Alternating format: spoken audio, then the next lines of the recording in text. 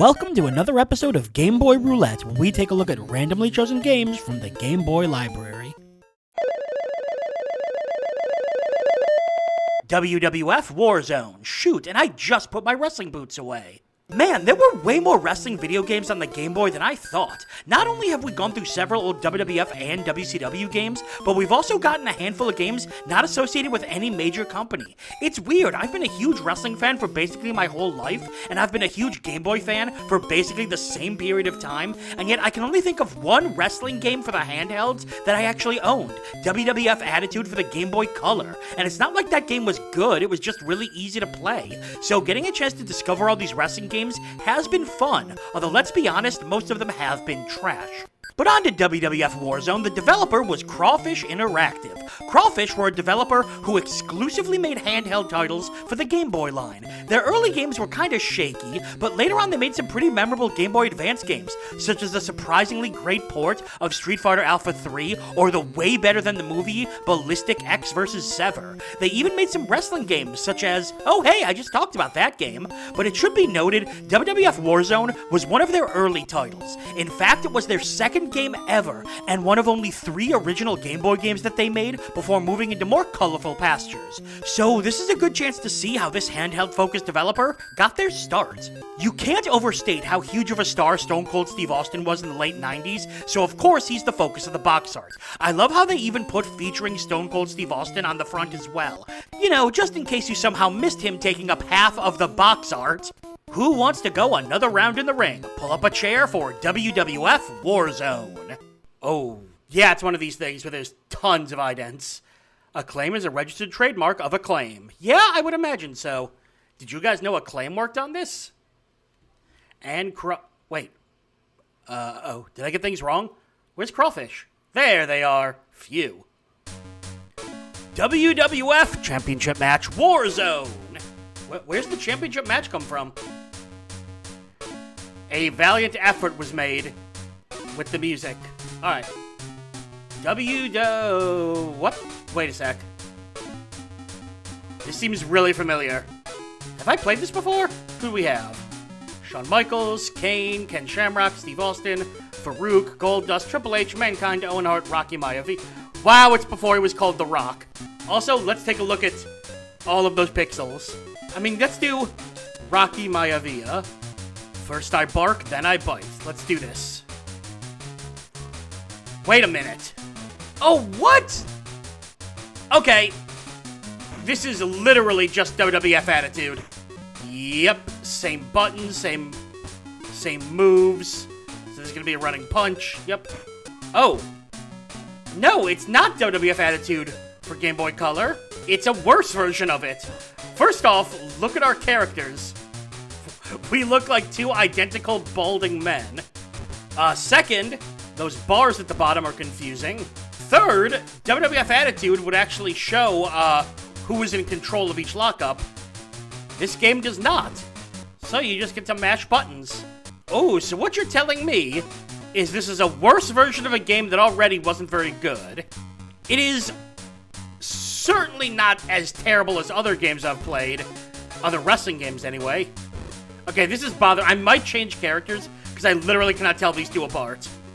Let's pick someone more distinct. Yeah. Please look different. Kinda? As we all know, Undertaker is the same height as Shawn Michaels. Oh, caught in the loop. Yeah, it's the exact same AI, too. I just noticed, U-Taker. See, WWF Attitude actually simplified this stuff at the bottom of the screen. Wow, how did he hit me with that? But anyway, they simplified stuff significantly. It was just a power bar for how much health you had, and a little dot. And if the dot was flashing, you could do your finisher. This one just has incomprehensible bars. Suplex to the floor. Down you go. Oh, can I do the trick? Whack! Haha! Whoa!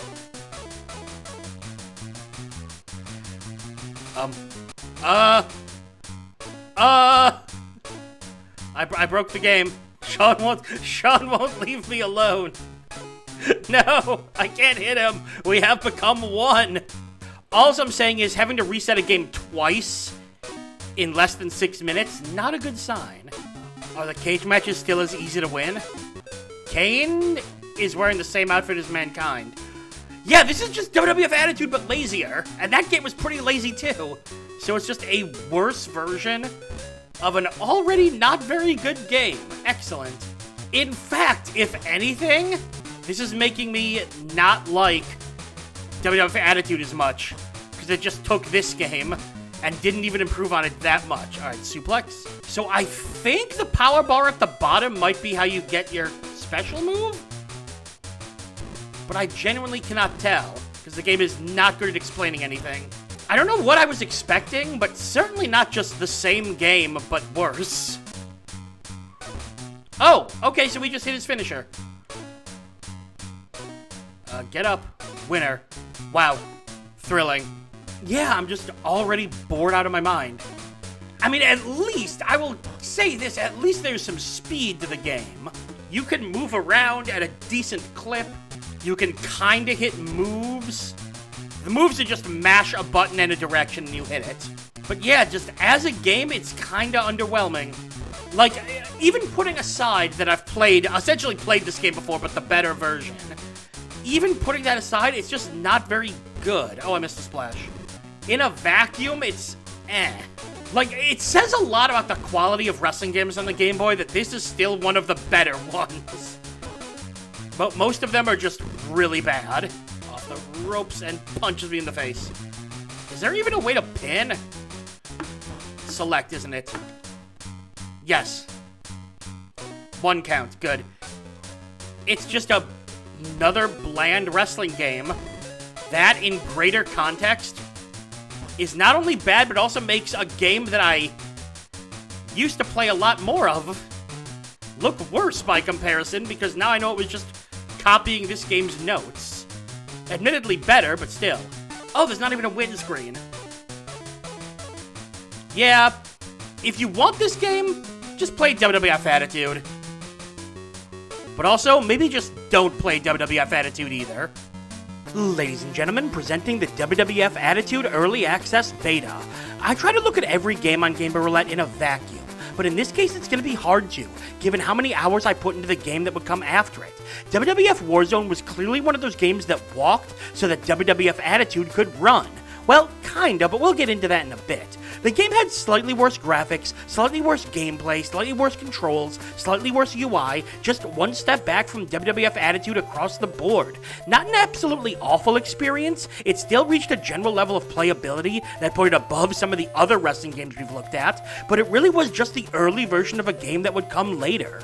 And here's where we run into the biggest issue. Yes, the game was just setting up WWF Attitude, but it's not like WWF Attitude was that good either.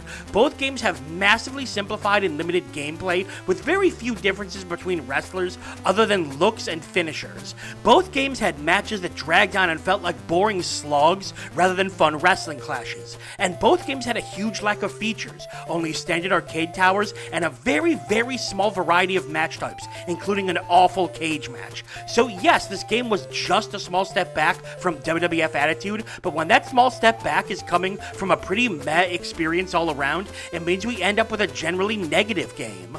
Not completely negative. As I said, the game is at least playable, but there's really no reason to play this game when there's an upgraded version available. And even then, there's not much of a reason to play that version either. Still though, it was nice to see The Rock in his early days. Man, that look was certainly a choice. And that's all for another episode of Game Boy Roulette. Make sure to like the video, comment, and subscribe to follow the series as we continue to dig through the Game Boy vault. I'm Brian J, and I'll see you next time.